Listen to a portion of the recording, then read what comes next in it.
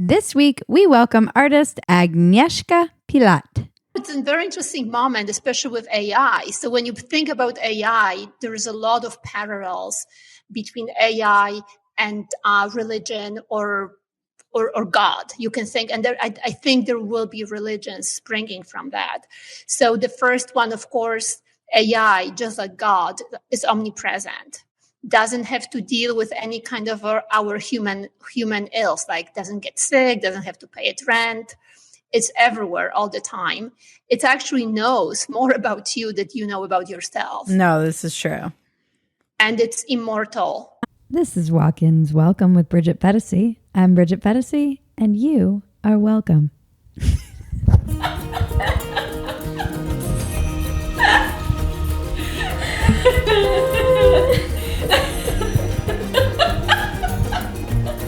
You know the drill. Please subscribe, rate, comment, share, reach out, tell your friends, send smoke signals, whatever. We love your feedback and we want to hear from you. If you like our work and want to support us, the best way to do that is join Phetasy.com. You'll get access to behind-the-scenes content, outtakes, discounts on merch, and the ability to submit questions for some of our upcoming guests. Support your favorite scrappy little internet heroes at Phetasy.com. I'm with Agnieszka Pilat, everyone. Welcome to Walk-Ins Welcome. Hi, Bridget. Hi. Good to be here. Did I pronounce your name correctly? Yes, you did. Okay. I always get so nervous. I want to make sure everyone's name is pronounced correctly. It's a very pretty name. What does it mean? Well, it's a Polish name. It doesn't really have a meaning. We don't have meanings in Polish, but it's a very popular name in Poland. So now you know like half of the population of Poland. It's not that unusual name. You were born in Poland? Yes, I was. Yeah. And how long were you living there? Well, I was there till I was 26. Wow. Okay. And then I came here, straight here. I mean, straight here meaning straight to California. Okay. And what made you decide to come to California? Well, we all grew up in Poland in this, cult of United States, especially California, Hollywood. Mm-hmm. And I am that interesting generation that, we both seen before the wall and after the wall. And I was just thinking, things to tell you about me. And I was, Rocky, watching the movie Rocky. I think that was the first thing that sparked my love for America. Yeah, that's so interesting. I was married to a Belarusian, and he came, he always used to joke when we would watch The Simpsons, he wouldn't understand a lot of the cultural jokes, obviously. And there was an episode where they were TPing the houses because that's something that we do around homecoming, or it's just something teenagers do. They throw toilet paper in the trees because it's annoying to clean up and it's a prank. And he was like, what is this? What is this that they're doing? And I was like, oh, it's just something we do. And he's like, so you mean to tell me when I was standing in line for toilet paper, you were throwing it in trees? I was like, pretty much, yes.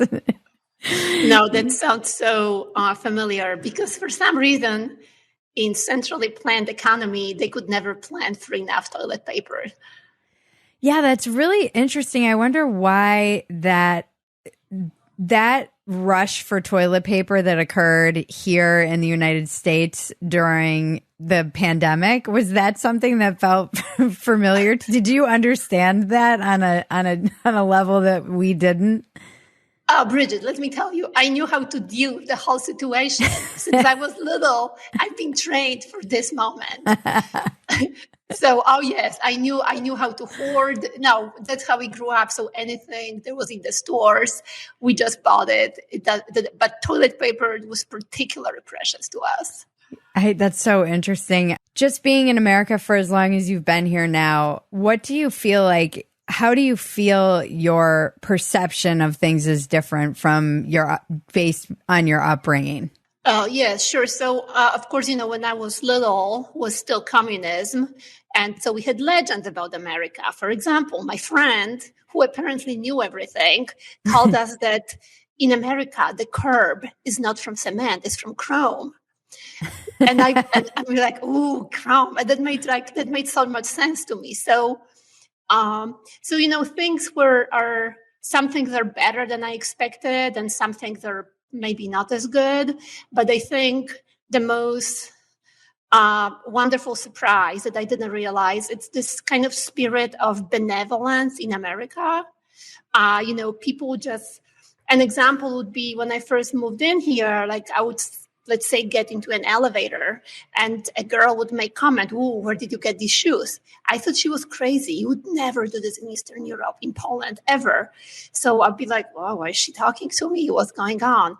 So that kind of sense of benevolence and just being nice to each other, I did not expect it. So this was the biggest surprise, cultural surprise for me here. Why didn't they do that in Poland?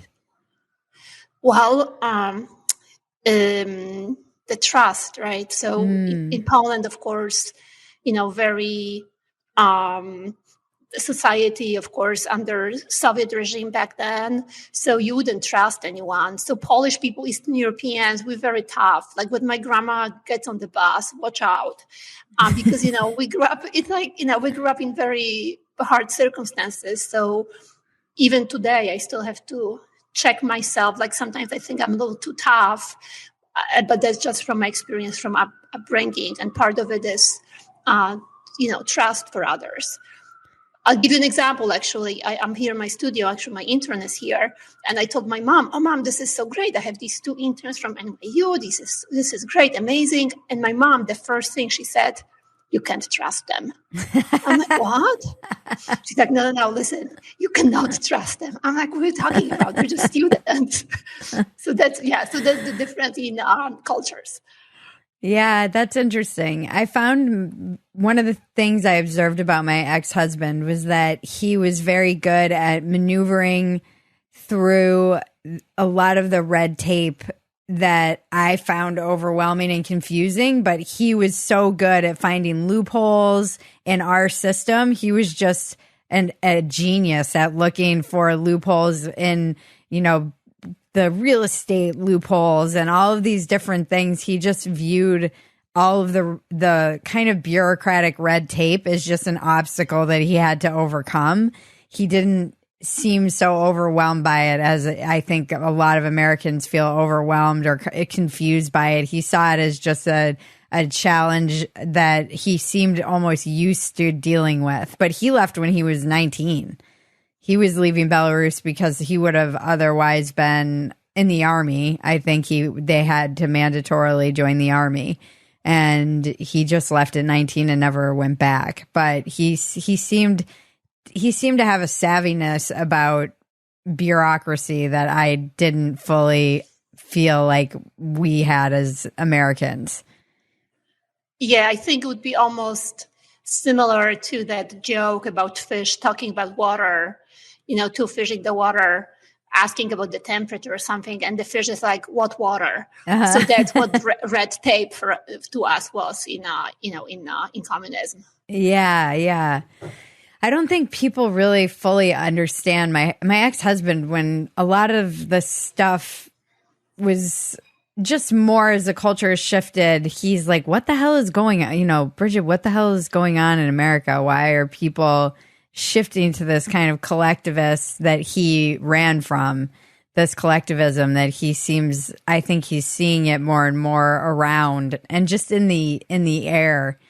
Do you feel like that's the case? Are you seeing that, or are there any red flags that you're perceiving, or is that something that's kind of overblown?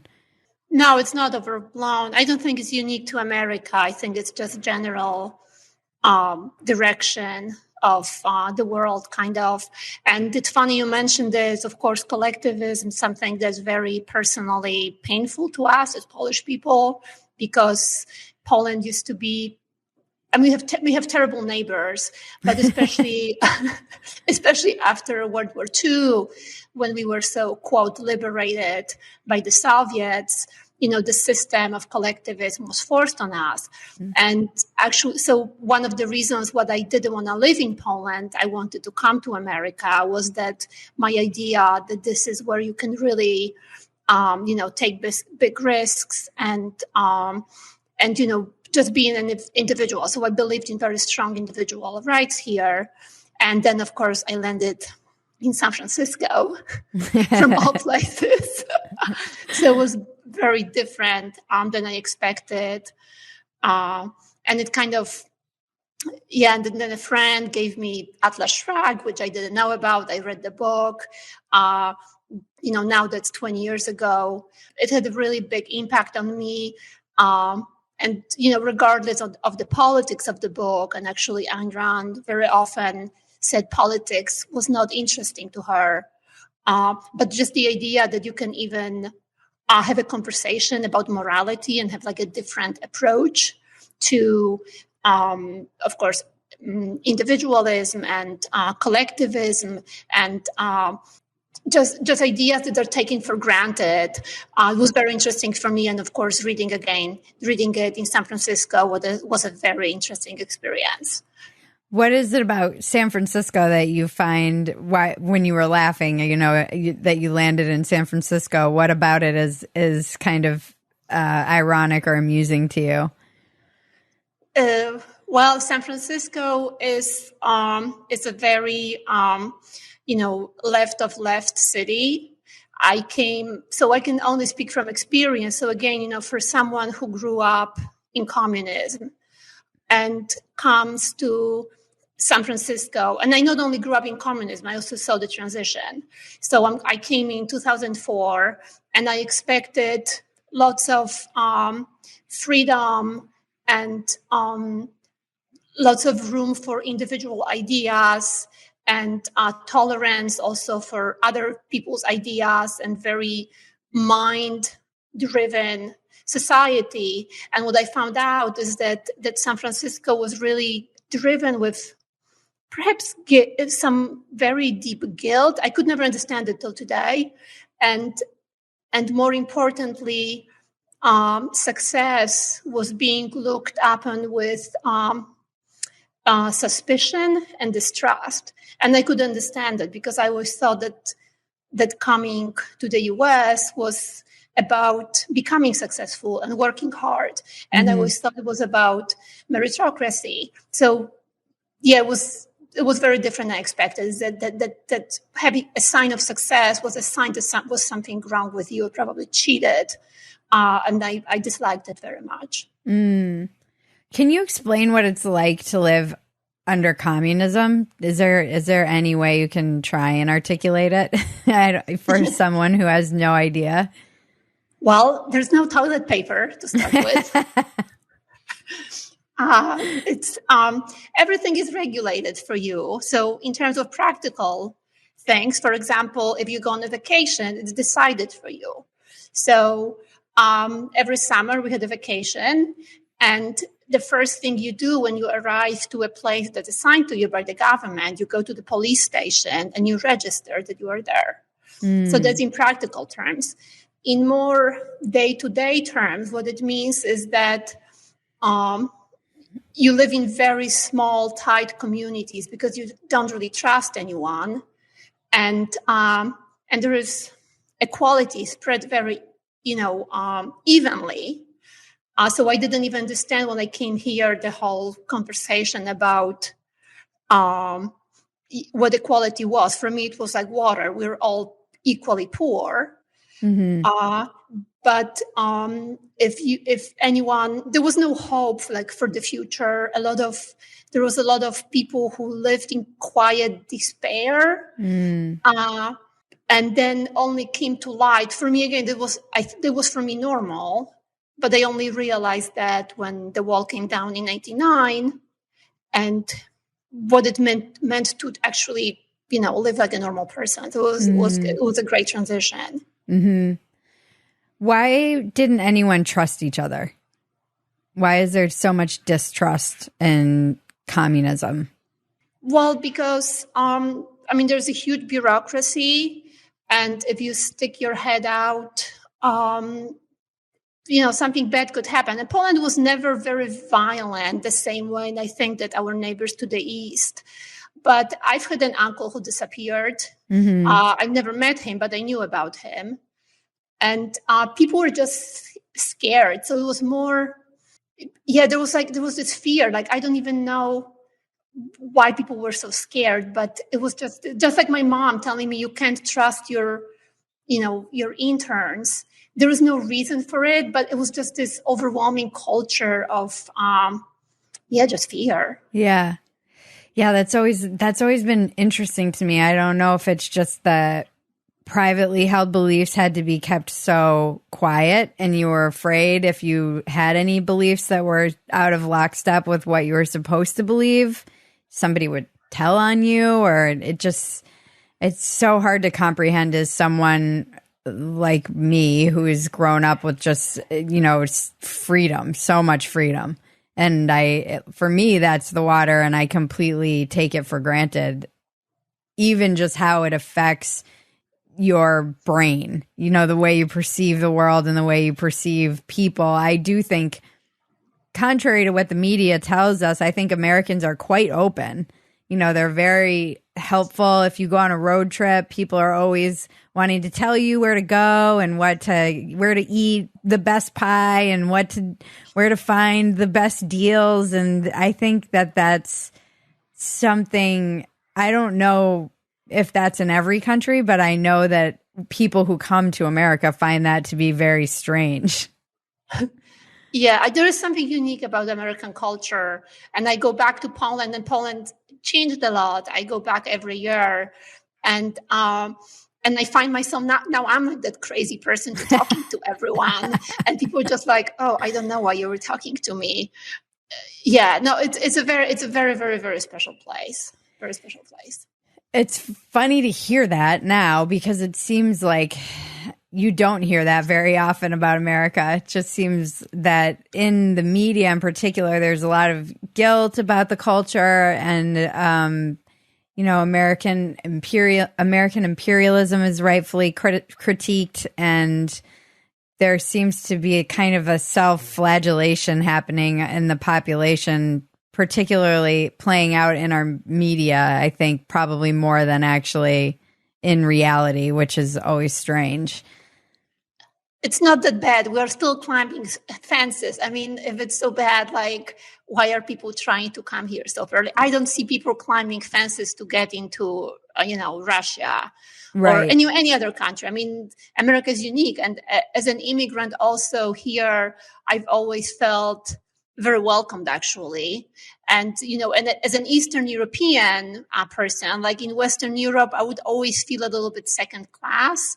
And so, but in the US, it's like, oh, my name is so pretty. Like, you'd say my name is pretty. In Western Europe, I would be like, yeah, people from Poland, we have too many of them.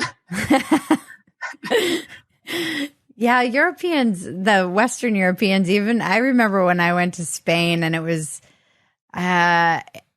wasn't what I expected at all, but there was a lot of anti-American sentiment, and it was post kind of going into the war. So it was very high. Not in Poland. We're just like, not in Poland. It's so odd, because now, of course, with the war in Ukraine, Poland is having such a moment. And again, it comes from our, knowledge of history and all experiences. And for us, it would be so terrible if that Iron Curtain came down again. Yeah. And, and as horrible as that war is, and I've done some work for Ukraine, it's the example of heroism that Zelensky and the Ukrainian people are showing to the world. There's something very special about this moment now. And, and this is kind of trivial perhaps, but if I'm having like a bad day, and then I remember the war in Ukraine, and again, how Zelensky stood up. This is again like the moment when Rocky is fighting Drago, like no chances, apparently, but, Rocky felt, he stood all 12 rounds. So I think the example to the world about what it means to be a hero and what it means to be a leader, it's a remarkable moment in history right now. Yeah, I feel that, although I'm kind of surprised at how many different perceptions of Zelensky and that war you will get from from all different factions. I never know enough to really wade into that topic, but it seems like a lot of people think he's not a hero and he's, a puppet and forcing people into the army. And I don't know. I've read it's so fascinating to me, the different perceptions people have about a war in a country that they don't know anything about. Well, from my experience, and again, I can just talk about from my experience, but if I was living in Poland and if this happened, if there was a war and the Russians would start to try to dominate us again, I would rather die. And I'm not saying this lightly, because what is the alternative? I've seen the alternative, and Ukrainian people have seen the alternative. Yeah. So their desire to be a Western, modern, free country. And, the US is still the example for all of us, especially in Eastern Europe, because we grew up behind the Iron Curtain. I don't understand how they would be forced to fight. What's the alternative? Yeah. No toilet paper. Sorry to the joke, but it's like that's the life. You can't even. It's like it's just misery. It's just terrible misery under communism, and that's what Putin is trying to bring. It seems like even the buildings reflect this just flat, uniform drabness that is hard to really capture. Just that's how I grew up. Yeah. All these government buildings. Very brutalist architecture. Mm-hmm. It's just really so sad. I'm really, again, admire the spirit of Ukrainian people standing up to this. How did you end up getting into becoming an artist? And is it something you always wanted to do, or is it something that you just fell into, or did you have training in Poland, or did it start in the United States?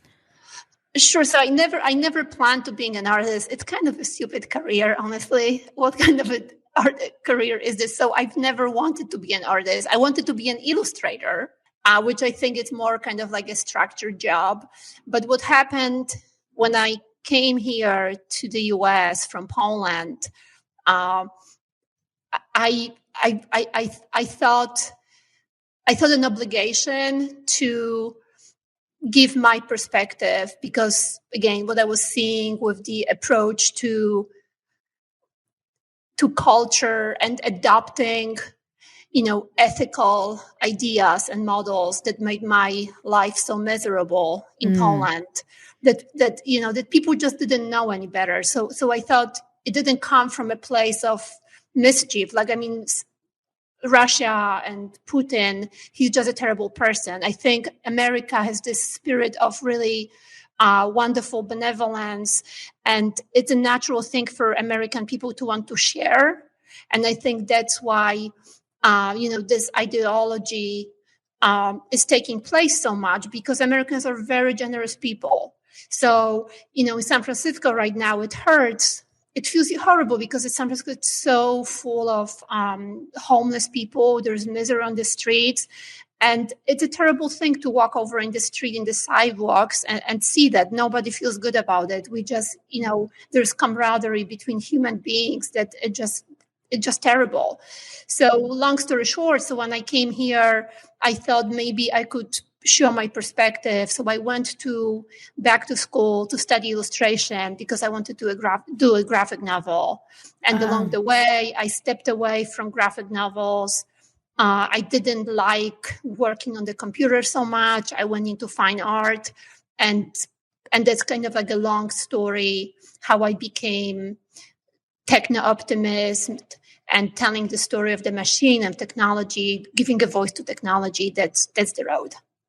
Yeah, you are an optimist about technology, it seems. You're not too worried about AI taking over and and all the things that people are very fearful of at this particular moment. I think I've read a lot of your stuff, and you seem to have your finger on the pulse. You also do you have your art commissioned and and bought, and some of your patrons are in technology, quite powerful men, correct? Yeah, correct. Most of them are powerful men in technology. Yeah. And did they, so as you were feeling like you needed to give a voice to the machine, was that something that was inspired by your patrons, or was it something that attracted these patrons? Which came first, the chicken or the egg in this instance? Oh, yeah, that's a great question. Now, they came to me because I was telling a story that they liked. So I was trained as a portrait painter, actually human portraiture. And I was painting portrait of people. And then when you think about portraiture, it reflects power in society. So if you go to a museum, you don't even need to know history. You just look on the wall, and whoever had their portrait painted, that person held power. So, of course, from aristocracy and religious and, celebrity with Andy Warhol, perhaps now is still a moment of uber me society. So selfie is number one portrait right now. My background, Eastern Europe, Poland, communism, working class people would be the portraits. And the next stage is the machine. The power is going to the machine. So I figured, why not work for the machine? I want to work for the powerful. So even though a lot of my collectors are humans, I like to say I work for the machine, actually. The machine is my patron. Does any of it unsettle you? Are you just blindly optimistic about this, or do you have some reservations? No, it's a very interesting moment, especially with AI. So when you think about AI, there is a lot of parallels between AI and religion or God. You can think, and I think there will be religions springing from that. So the first one, of course, AI, just like God, is omnipresent. Doesn't have to deal with any kind of our human ills, like doesn't get sick, doesn't have to pay its rent. It's everywhere all the time. It actually knows more about you than you know about yourself. No, this is true. And it's immortal. Mm-hmm. And it gives you also a promise of better future. So there's a lot of parallels. So I think there might become it's possible, an unhealthy cult of AI, and kind of see this happening already. And there's a desire for it, I feel like, because religion and technology, they use the same form of seduction. And one of the forms is a promise of utopian better future and the promise of immortality. So I have studied at SpaceX, and the work there is just really evolves around that conversation about technology as the new religion. So I have some concerns. That said, I want to be Diego Rivera for the machine. So in that sense, the concept is in a sense that I am unapologetically optimistic about technology. Can you explain what you mean by Diego Rivera for machines? So Diego Rivera, of course, really elevated the position, or that I actually just even educated people about the condition of working men. So his murals, super powerful, wonderful artist. And I think technology is also doing work for us behind the scenes.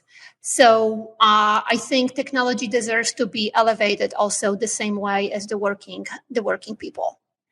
What happens to the working people when technology is elevated? Do you fear that they will be replaced? Well, they will be replaced. I wouldn't describe it as a fear.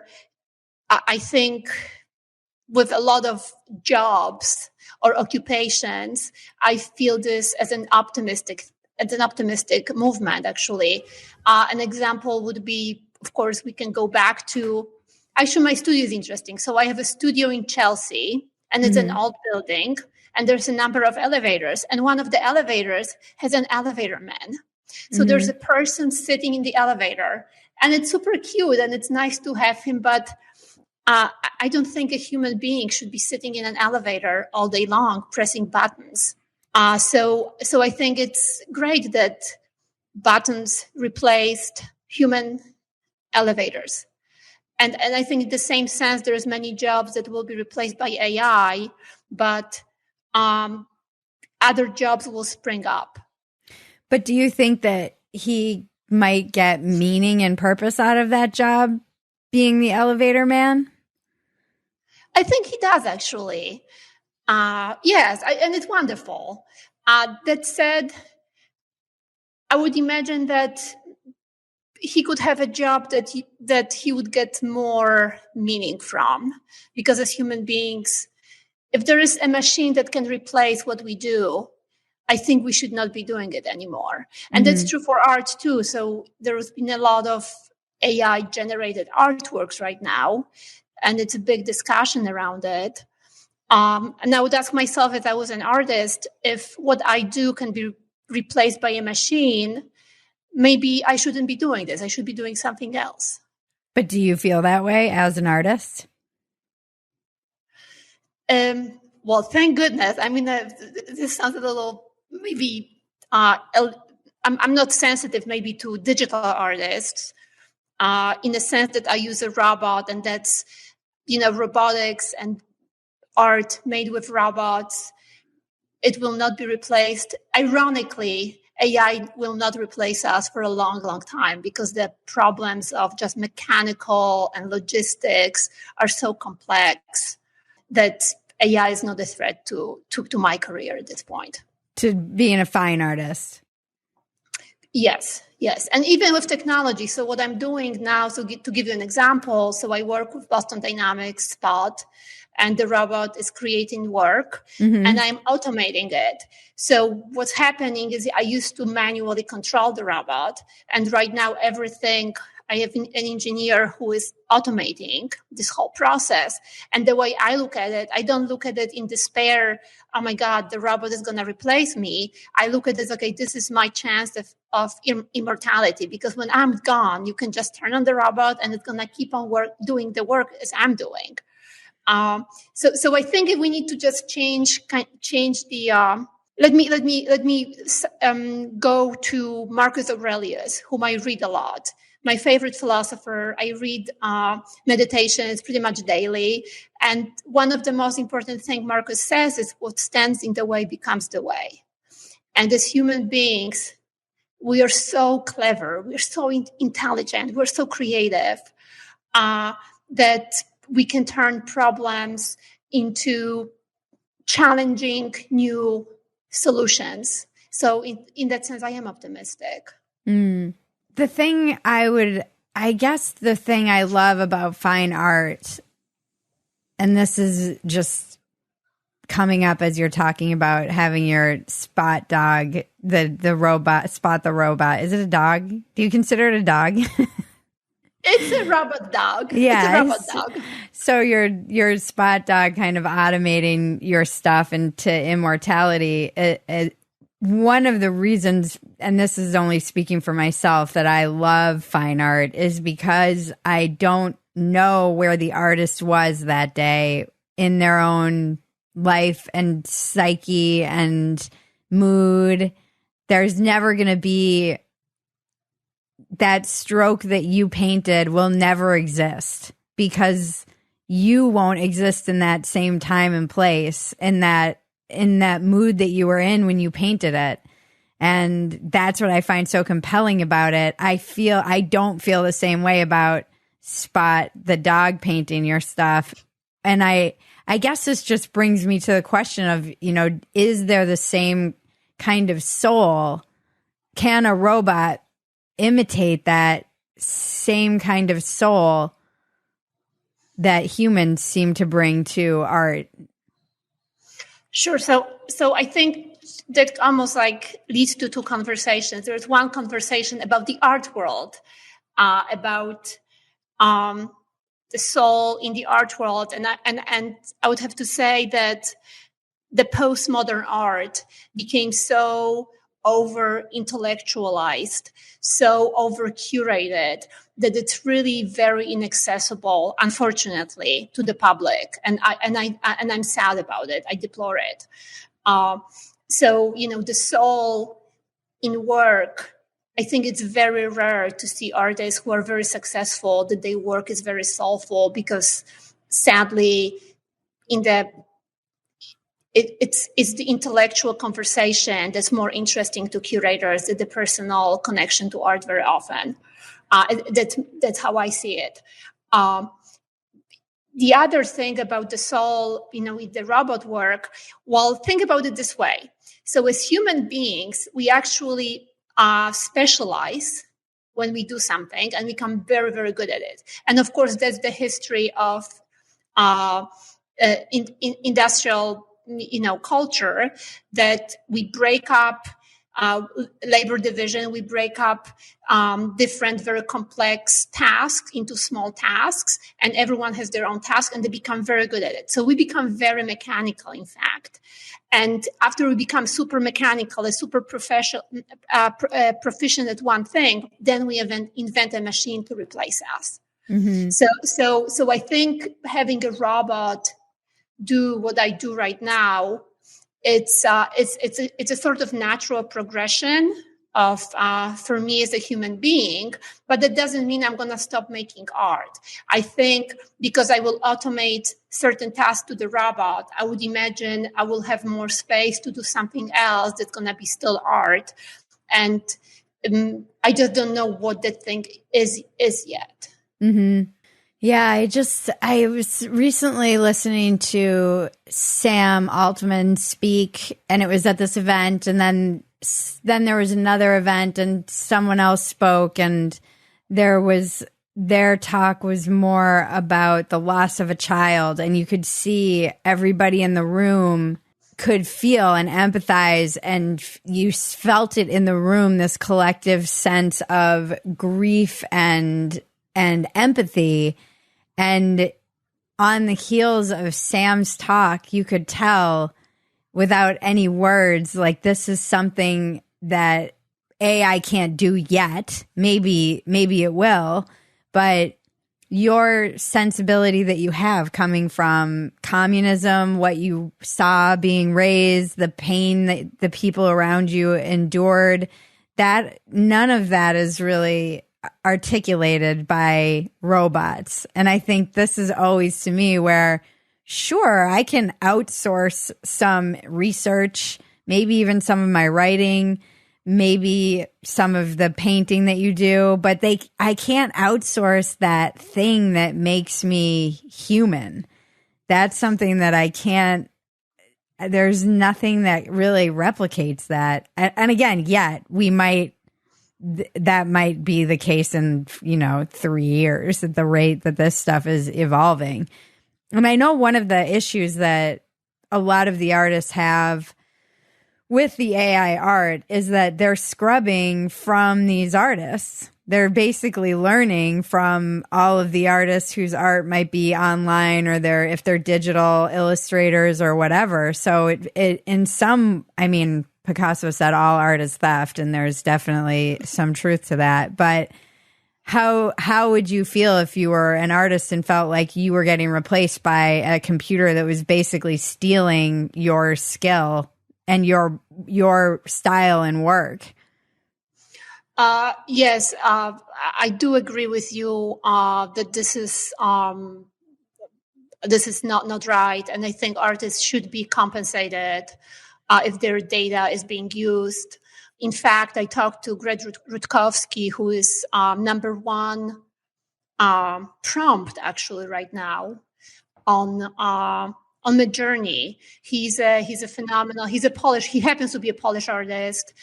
He's very fantastic. Has a huge following, and he found out that a lot of people go on Midjourney and just put stuff, make me an image in the style of Greg Rutkowski, and feel very, very violating to him, of course. Mm-hmm.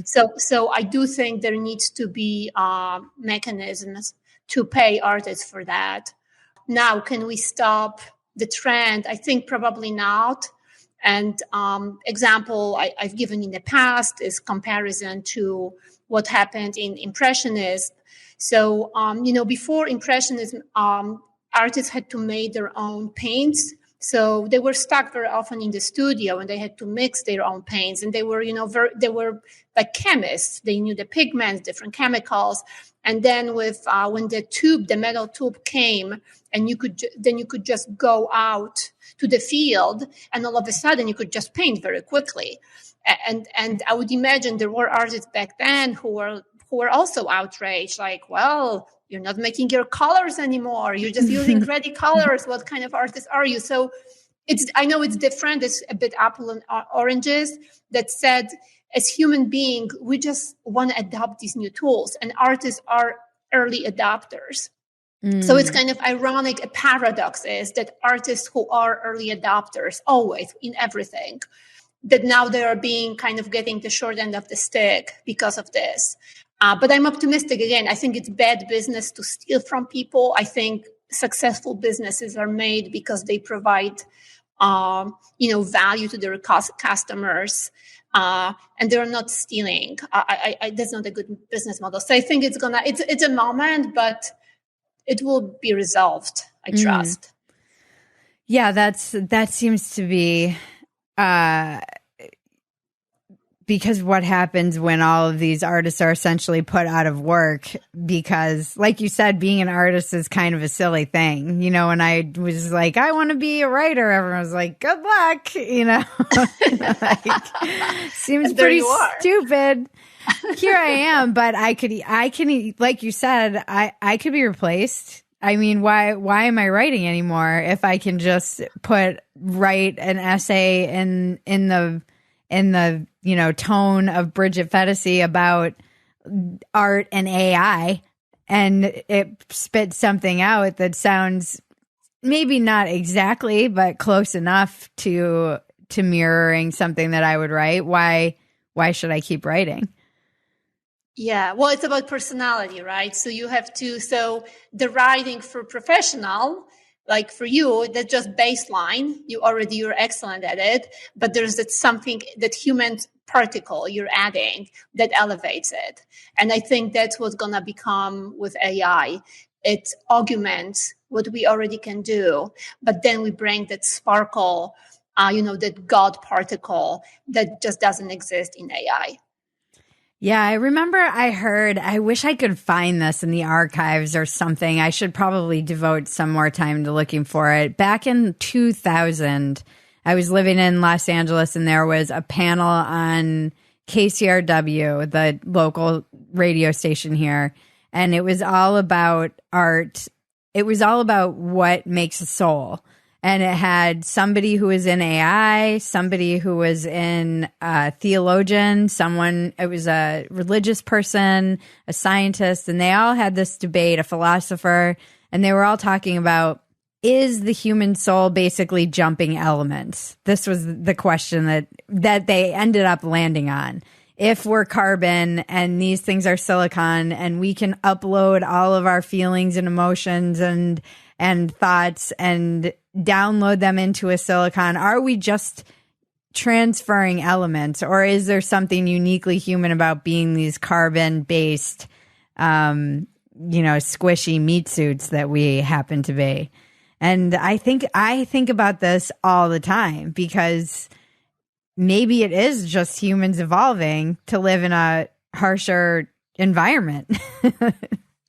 Well, I mean, Harari touched on this a little bit, I think, in the last chapter in Homo Deus. Mm-hmm. And I think he ended the book with a question, which was very interesting, good one.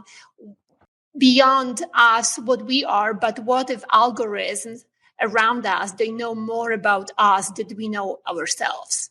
So if we are understood better but an algorithm, what does it mean, and should we use it? So to some extent, I think about, aging populations in countries with people who didn't have a lot of children. Of course, Japan comes to mind. Mm-hmm. And so if I was an aging person with no family, the alternative to talking to an AI companion might be better than having no companion at all. Mm. So perhaps it's not all dark. In fact, I think I read an interview with Reid Hoffman, and Reid talked about it with Kara Swisher, who generally is very critical of technology. Yeah. And it was one I'm familiar with her work. Oh yeah, I've been on the other side of her ire. Oh really? I saw it. Oh, yeah. I feel like I saw something. I don't know. She's interesting. She's a very interesting personality. Oh yeah, she said about me. She tweeted about me that, well, every industry gets an artist they deserve, and I am the artist that technology deserves. So I've been so she meant that not as a compliment. Oh no, it was not. Have you ever talked to her? Has she ever had you on her podcast or anything? No, I haven't. I think that could end up very badly. I'm scared. She is intimidating. I won't lie. She largely just ignores, I don't think she knows I exist, which is I'm grateful for. It might be a good thing. Yeah, I'm grateful that Kara Swisher has no idea who I am. She does seem quite scary, but she is on the tech beat. But she does, she seems that's correct. She is critical of it. So sorry, she was having a conversation with somebody about. Reid Hoffman, and Reid Hoffman, he's a techno optimist in general. That was one of the points he was making. It would be kind of cool to have like a manager, someone who knows you very well, and go through your emails and make appointments for you. It'd be kind of cool. Yeah. I was interested. It was interesting listening to Sam talk because I found it unsettling only because his whole point was if we can manage AI and cap it at learning and growing at 5% or whatever, however they measure this stuff versus 100% a year, which it's capable of, then our institutions won't collapse and we'll be able to keep up. But the only way that he seems to be able to have any sensibility about how you would manage regulating something that like this is having some international regulatory body that is in charge of this all over the world, because we could do what we could put regulations around it in the States, but that doesn't mean that they're doing that same thing in China, and then it becomes almost this AI arms race, and so I was like, so we're not gonna so this is gonna be out of our control pretty quickly. is how it seems. Yeah.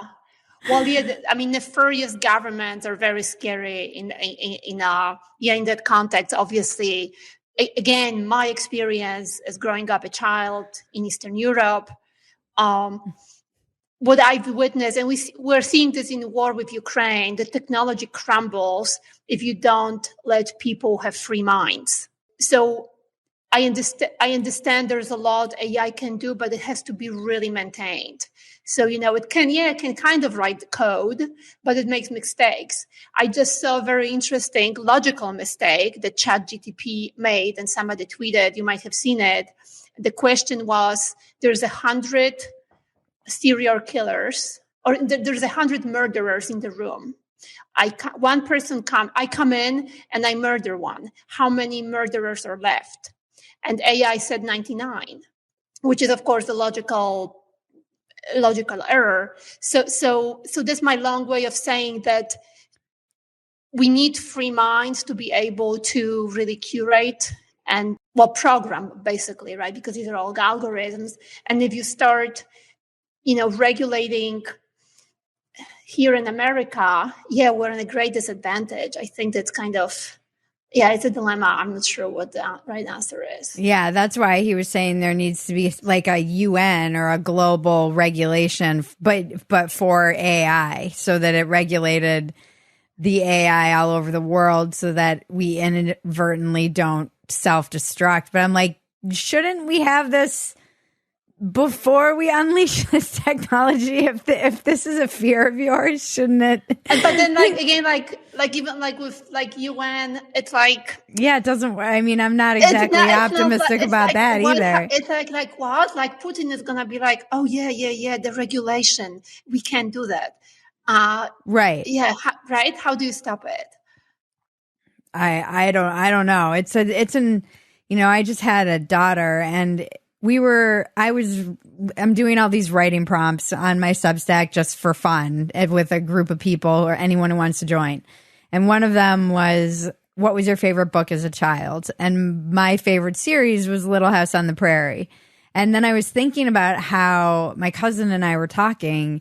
Her mom was they were churning butter and they were building their house from scratch. And I loved these books because they had so many skills. And I was this kid from the 80s who didn't know how to do anything. She survived like locusts and all of these hardships that their family overcame. And it really wasn't that long ago. We were talking about just how much technology had advanced all of these things in basically 150 years. So she was born in the 1800s and she died. We were saying our parents were alive when Laura Ingalls Wilder, right, shortly before she died, basically, but they were alive at the same time. They crossed over generationally. And I'm like, where are we going to be in 150 years, even 50 years? When you think of, even if you were alive, 90 years, my neighbor is a Holocaust survivor. He's been 94 years old. And we talk a lot about just what change he's witnessed from a technological point of view. And I see this, it's not a curve anymore. It seems like it's just an elevator, to go back to your elevator thing, that's going straight up. And I can't imagine what it's going to be like for my daughter. Or I was joking in my writing prompt. I'm like, it might be like flying cars and we have no idea what humans will be able to do because we don't have to think about all these other things. Or we're going to be hunting and gathering and like we will have like put ourselves back. Oh my God. I started watching that. I mention that a TV show that I started watching. It's so good. It's The Last of Us. The Last of Us. Yeah, I was going to guess. Yeah. I mean, yeah. That's right. That's what that seems to be the two directions. We either go to incomprehensible levels of technology and immortality that we have no idea that will exist, or something goes astray and we have to unplug from the grid because the AI got too powerful and started threatening to nuke all of us. And now we're back in the woods, Well, we are incredibly adaptable as a species, right? So we are. We're very adaptable. So, there were moments before in the past in technology that were really game changers. And of course, the printing press in 1500s, that was the very, very big one. And, if you look back at conversations and criticism that came from it, of course, church was a very big critic. But then church adopted very fast. So at first, the church was like, well, we can't have people just have a Bible at their home. What, they're going to reading themselves and talking about religion? No, you need a priest to explain to them. But then church realized, no, it's a great propaganda tool, actually. And church adopted, and Bible was actually very widely printed. So that's my long way of saying that we are so adaptable as a species. It's really remarkable. And it's hard to imagine what's going to happen in the future with these advancements. I really like a lot, when you read about the media, one of the great media theorists, Marshall McLuhan. Yeah. And of course, McLuhan, the most important statement is that we try to squeeze old content into the new media. So I think with the way we look at AI right now, we can only talk about what we know, what exists right now. But perhaps there's gonna be so much new content, new way of living that we just cannot imagine it yet, and it won't be as scary. It's just our lives are gonna expand tremendously. Yeah. The only thing that scares me is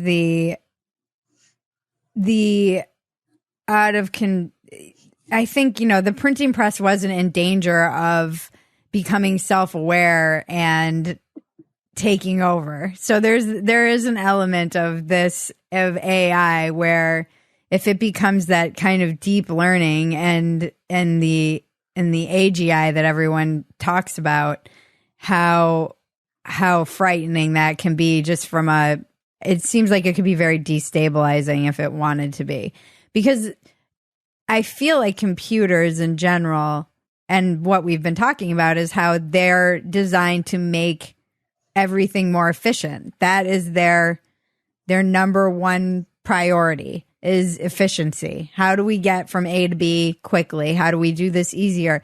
At what point do they realize that humans are the most irrational, most inefficient organisms? We're terrible species. We make no sense.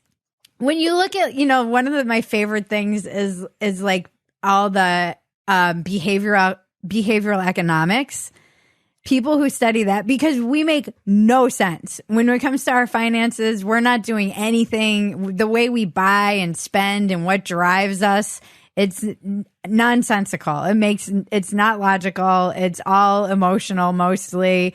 There's completely logical inconsistencies when it comes to why you would save or why you would spend or why you would gamble on this and not on that. And risk evaluation, we're horrible at all of this stuff generally. So at what point did these robots realize that we're just kind of standing in the way of their own efficiency? Well, this is interesting. I would say this is, but that's all species, right? Maybe humans are actually the most irrational, but all other species that we as humans admire so much, it's all about survival. Someone, Otto Rank, and a writer I really love, he said, Mother Nature is a brutal bitch. And that's the truth. It's like, oh, the lion is not a pretty kitty that we think, oh, how cute, his little babies. Oh, if you want to go out there to the savannah, or whatever the lions live, and like pet the kitty is not going to be very nice to you. So I think we have very romanticized view of nature. And I really, now a new Avatar movie came out. And I remember when the first movie came out, I was very upset because it made humans into some kind of invasive species that we're like mean to the planet. And I know, I was so mad about it too. It's like, what kind of message? No.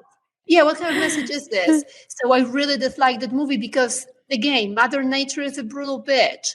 And human beings, what we do is we use our mind to survive because we are not very strong animals. Another thinker I like very much, Yaron Brook, gave a great example of it when he said that human try to go to the savannah and run behind the bison and bite into it and survive that way. Of course you can't. We can't compete with nature in a forceful way. We use our minds. So I don't know. I lost what we're talking about. Oh, that AI would become self-aware. Well, if it mimics nature, I guess it would do that actually. Yeah, I guess it just, at what point does it realize that we are in their way of being efficient? The thing standing in their way is these humans who make no sense. Or did they just mimic us because we're programming them and now AI starts making no sense, which is also even more I don't know which one's more terrifying.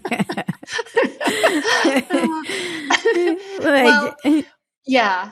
Well, so because, I, again, like my work talks about technology and I feel like I want to give voice to technology. So my work with robotics actually touches on that in the sense that I think AI and technology They are in very nascent early time.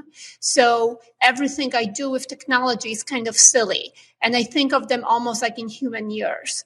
So if Spot, my robot, were a human, I would say Spot is a small child. And small children are very narcissistic. So we have to watch out for this, for technology. But also they are very optimistic and they're very silly. So all the work we kind of do with Spot tries to reflect that. But then also I've noticed a lot of people assign so much agency to the robots, and it doesn't really have all that my agency. It's really automated whatever me as an operator tell the robot to do. So I don't think it's that serious yet. I really don't. That said, it's our responsibility to really engage with technology. Mm-hmm.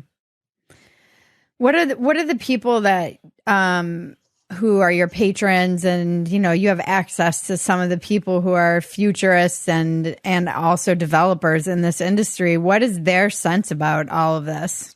What do you gather from them? Are they building bunkers? Tell me the truth. They're working so hard. I don't think they almost like they don't have time to like these big thoughts, because they're just trying to keep up with what's happening. They're my closest relationship is, Boston Dynamics is my very close relationship. And they're extremely benevolent. They really want to move the needle in the right direction. So for me, if we believe that behind these algorithms and companies are people with the right intention, that's pretty optimistic. That said, now imagine this. So machine learning that's on the computer, just really networks. Machine learning is based on anything that's on the internet. It really has very little relation to real life, what's happening. So I have to say I'm much kind of calmer, nicer, more rounded person in real life. Right. The internet has just a snippet of what I am. And sometimes that snippet is not the best. Right. So now if you think that machine learning learns its personality, its values, its ethics from the way people act on the internet, we have in big trouble. Yeah. Because that's the road rage all the time. Yeah. An example of it would be if I am on the street with my robot here in New York City. People are very nice. People are curious, maybe a little scared sometimes, but generally super optimistic. They ask questions. They want to have pictures with the robot. It's very positive. 99% is very positive interaction. Always someone will eventually record the robot and put it up on the internet. It's totally different conversation. It's the hatred, it's the attacks, personal attacks. Who are your financiers? I wish I had financiers. I don't have any financiers. So now it's a totally different sample of humans that you end up having on the internet, and also the way they're triggered, again, road rage, because on the internet, for some reason, they think it's okay to be mean. Yeah. And the problem is that a lot of machine learning is learned on these models on the internet, not on real life. And that is a problem. Yeah, that's a big problem. I mean, I would say most people aren't their best self online. Yes. I think that the difference between the way we behave in real life and online it seems to actually get further and further apart. And I feel like the pandemic really exacerbated that chasm that exists between the online self and the in life, or maybe people just started acting in real life more like they act online, which is not great either. Well, with one exception, I have to say, on dating apps, everyone looks better than in real life. So that's one sample. Everyone is makes more money, they're younger, their eyes are bigger. So the dating community, for some reason, a little different than the rest of the internet. Yeah, so the AI is going to think we're all just a bunch of really gorgeous, good-looking sociopaths. With very big eyes. Have you seen these filters now? Yes. Then you go And On it TikTok? must be it might be very confusing. You look at you look, man, I'm pretty hot. Then you look in the mirror, oh shit, what happened? That was all those videos. We covered it on Dumpster Fire, actually, because I went down the rabbit hole just looking at all those filters, because I have a daughter, and I'm like, how do I raise a daughter in this world? I didn't have to think about any of this stuff.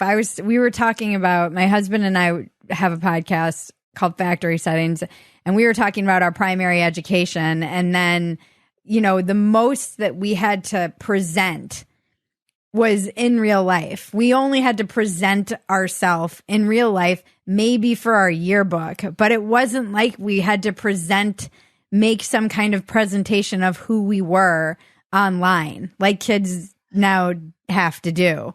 And even that jump psychologically, seeing how the kids are much more aware of their their brand now, everyone has a personal brand.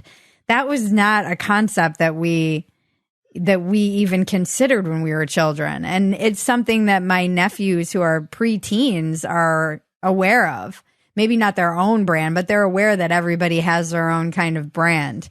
And I don't see that process getting any better. I think that's going to just get more. And then with these filters, and somebody was saying, oh, just wait until augmented reality comes and you can just pop in a contact lens and I was joking, I'm like, you'll never have to see an Uggo again, because we can all just be our filtered self constantly. Okay, that's good. I'm gonna subtract 20 years from my. So that's good. That's good. I'm gonna be like, yeah, I'm 20. I'm 20 all the time until we can just be 20 all the time, which might be. But coming it's sad soon. In a sense that when for example, Dungeons and Dragons community, there was a lot of kids playing that game who were very introverted kids. My husband who really. There you go. Oh, there you go. So, so it was a way to be a little bit freer outside of, maybe being in an environment or being bullied or whatever. And that it was this other part that you can live out your heroic self and be more free. And I think that was a really very lovely part of virtual living or the metaverse. It's different than putting a filter and pretending and feeling that obligation, that the way you are, it's not good enough, that you have to, enhance the way you look, that's terrible. It is a statement more, I think, on the culture. Technology, of course, is exacerbating it and making it more relevant and accelerating perhaps, but ultimately it is a statement of our culture. Yeah, that's true. Maybe the culture will shift. That's what one of the photographers in that thread of all the filters, she said, I'm a photographer and I'll have influencers and models come in and with the lighting and makeup and everything, and they'll see the pictures and they'll hate themselves because they don't look like their filters. So they're getting disappointed because they're not looking like this filter that they're putting on. And in real life, when they see actual photographs of themselves, they're not matching. They're so used to seeing themselves as their filtered self. Yeah, what is that app that you do? You take a picture a day, you don't know when. Is it the real me? So that's part of the revolt towards, that tyranny of perfection. That said, I think if I was using that app, I'd be wearing makeup all the time, even at night. So I think the intention is oh, that's the real moment. But I think you lean in so much into the real moments that you are playing all the time. You're not yourself ever. Right. It's like being on Big Brother or something. You're like in a reality show. Yeah, it's like back in communism, man. Everyone's watching all the time. But that's what's so funny is that as someone who is from communism and so pro all of this technology, it does seem to lead to a lot of this kind of stuff. Like you said, everyone's watching all the time. This feeling of being surveilled, the feeling that, I don't know, there's a lot that I don't want to share for fear that it will be used against me. Sure. And the digital trail also, right? I mean, if you're a young person, oh my God, the mistake that people probably, do and post online and it lives there forever. There's no place to hide. Yeah, for sure. Another writer, Jean Baudrillard, that you might be familiar with, he wrote a lot about the theory of image and reality, and a lot of people in Silicon Valley are actually very influenced by him. And it's quite interesting. So there's different levels of image. There's the real. So images really represents reality. That's the most honest version. We passed that. Then another one is that the image is a little better than reality. Mm-hmm. And actual matrix and simulations were based on that the image starts representing what doesn't exist anymore, and you remove reality entirely. And I think this is what we might move in with, of course, with the metaverse and augmented reality glasses and virtual reality.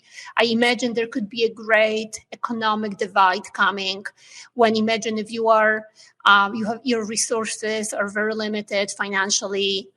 You live in a place that is not very interesting, but you can put your glasses on and you can enter a totally different world. And you can, quote, travel to Paris, but honestly, it's not real travel. But the wealthy people will be still doing things in real life. And people who don't have access to resources, they might be just sitting in their goggles. So I think that's really quite possible that will happen. That's like that book, Ready Player One. That's the whole premise behind that book, of just all of these stacked trailer homes that they live in, and there are all these poor people and they all log in to play games and explore the metaverse. Right. Yeah. And is it bad? I don't know, right? Is it a bad thing? Like, maybe it's not. If your alternative is to be in your little tiny place and maybe, someone is yelling at you and they have terrible food and terrible air. I'm not sure what's worse. I mean, wouldn't the better thing for us to do be to try and improve the conditions of everyone in real life than to give them a good nice metaverse they can check out into? I don't know. I'm just spitballing here. I feel like some human creativity could go in that direction. Yeah, I've had so many interesting conversations in the past couple weeks, and the last interview I did before this one was with Siddharth Kara about the cobalt mines in Congo. And it's like mining all this cobalt for EVs to put the mask on first. It feels like for the Western world, we need to like save the planet, but at what is the cost? And ever since I've done that interview, I haven't been able to stop thinking about it. And I haven't been able to stop thinking about how I use the technology, knowing what the cost is now too. There was kind of not knowing. You could say, oh, I didn't know that all the cobalt is. Why did you tell me? Thank you very much. Yeah.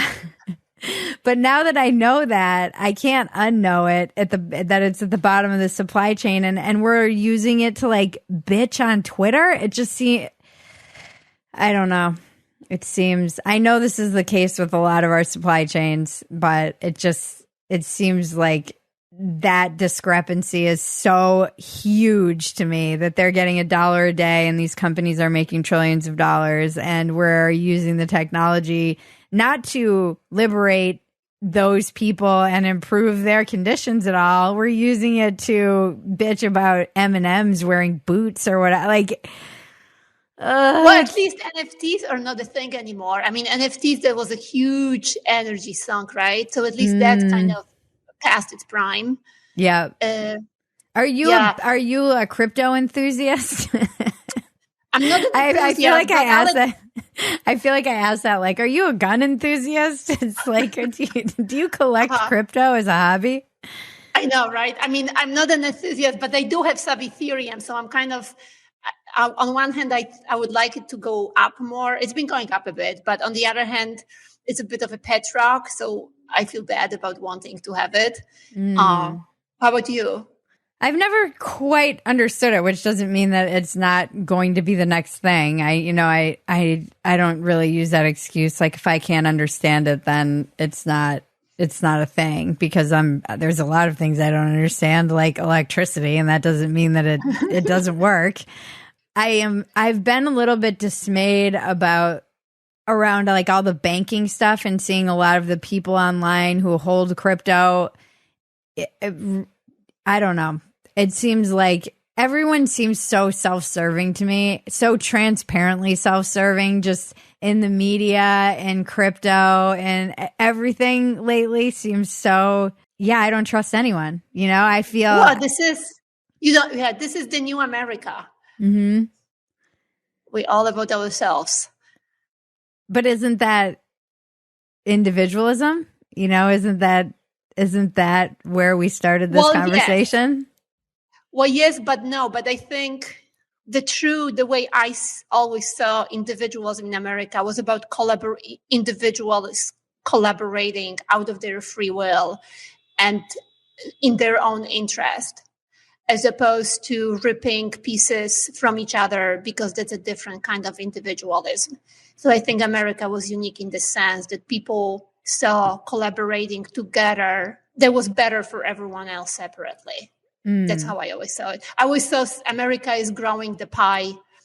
Eastern Europe was cutting the pie. That was the difference for me. Do you still feel like America is growing the pie? Well, Silicon Valley still has this optimism. That's what I do like about Silicon Valley and technology. Very kind of silly, almost naive, like 20 years something old, who think they're going to change the world by building better technology. So I do love that about Silicon Valley, and I think it's very unique.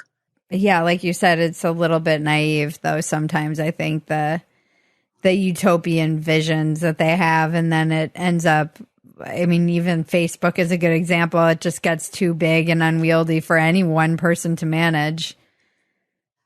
But I guess maybe that's where AI can help. But so going back to, again, technology development and how people were scared of it.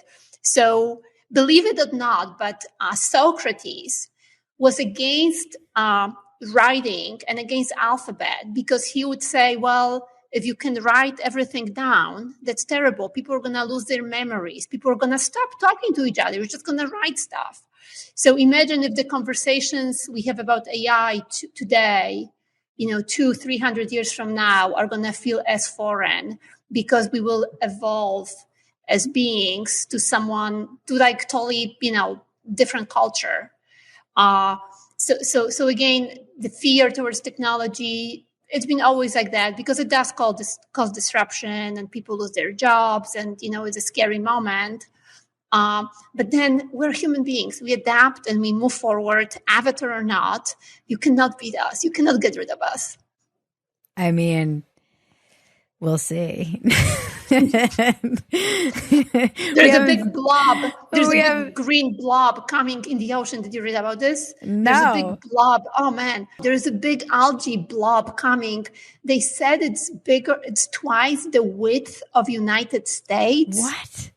Oh, yeah, it's coming. Where is it coming from? It kind of grew in the Atlantic Ocean, in the tropical part of Atlantic Ocean, and it's coming to the beaches in the U.S. now. Oh, great!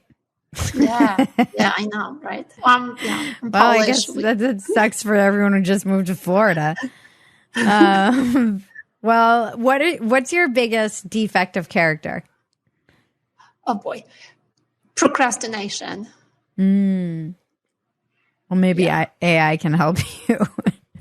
Right? Exactly. Right. Smack me on the head. Yeah, just get your little spot dog to poke you with something.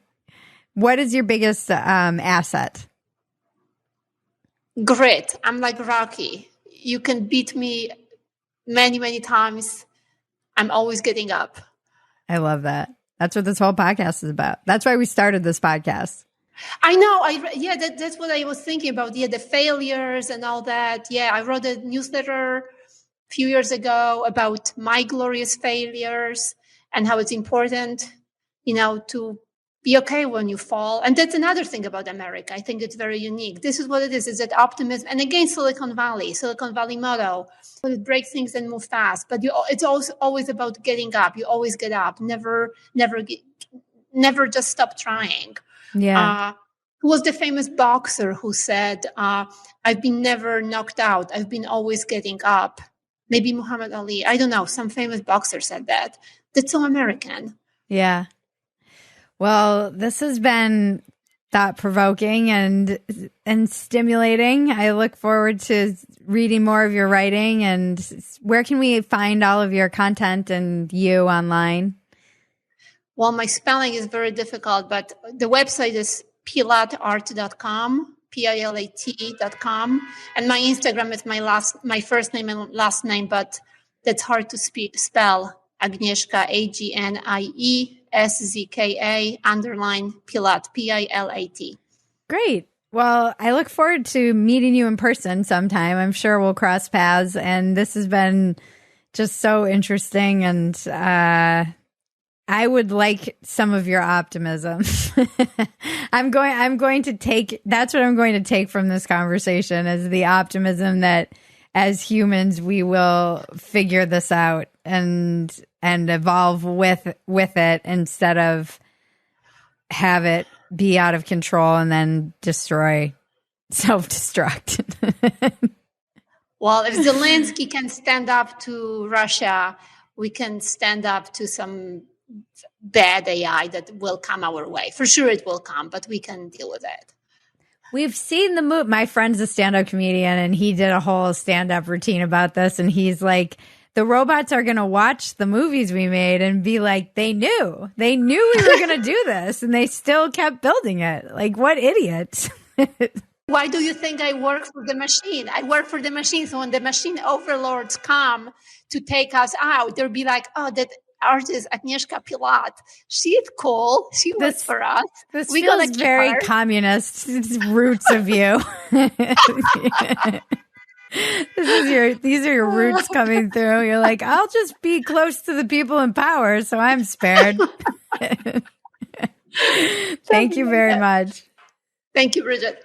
We are moving, so there won't be a check-in this week. Tune in next week for another riveting episode that will change your life, help you get out of your own way, and solve all the world's problems. I want to thank our composer, Jared Elias, my co-producer and cousin, Maggie, and all of you out there listening. This has been Walk-Ins Welcome with Bridget Phetasy. I'm Bridget Phetasy, and you're welcome.